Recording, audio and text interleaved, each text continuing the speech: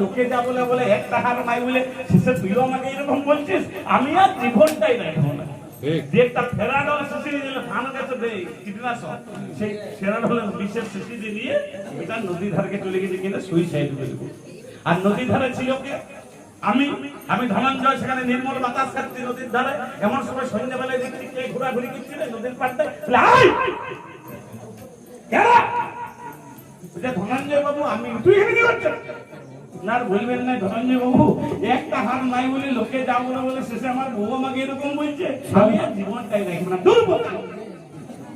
জীবনটা কি রাখবি? মরি আবার কি দেবে?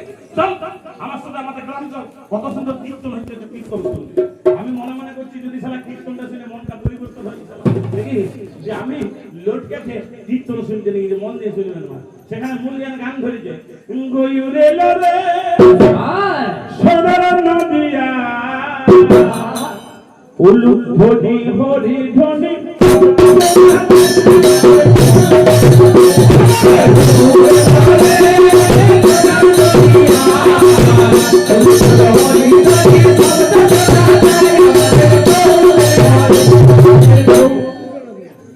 মূল জ্ঞান সেখানে যত গান করছে তত নাচ করছে, সেটা আশ্চর্যের বিষয় নয়, না করতেই পারে না, কি বুঝলেন?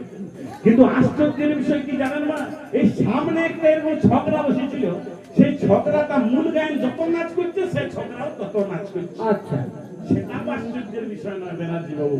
কিন্তু আশ্চর্যের বিষয় কি জানেন, এই সামনে বসে যে ছকরাটা নাচ করছিল না, তার দুটো হাতেই নাই। আচ্ছা, দুটো হাতেই নাই। আমি তখন লোককে ডেকে দেখাচ্ছি, বলে এলে লুকিয়া তোর একটা হাত নাই বলে তুই সুইসাইড করতে যাচ্ছিস রে, হাতে গিয়ে দুটো হাতেই নাই। সেটা কত আনন্দ করে নাচ করছে দেখ।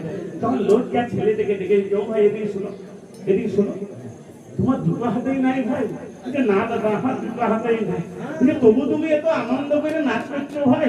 বলছি আমি আনন্দ করে নাচ করি নাই দাদা, তুমি খালি এত ঝাঁপাচ্ছিলে যে আমি কি শুধুই ঝাঁপাচ্ছিলাম দাদা? এই সামনে দাদা বসেছিলাম 20 পিঁপড়ার গাদাটা বুঝতে পারি নাই, এই পাছাটা দুটো দুটো 4টা 20 পিঁপড়া ধরে গেছে, যদি ছাড়ো তাই গয়ুরে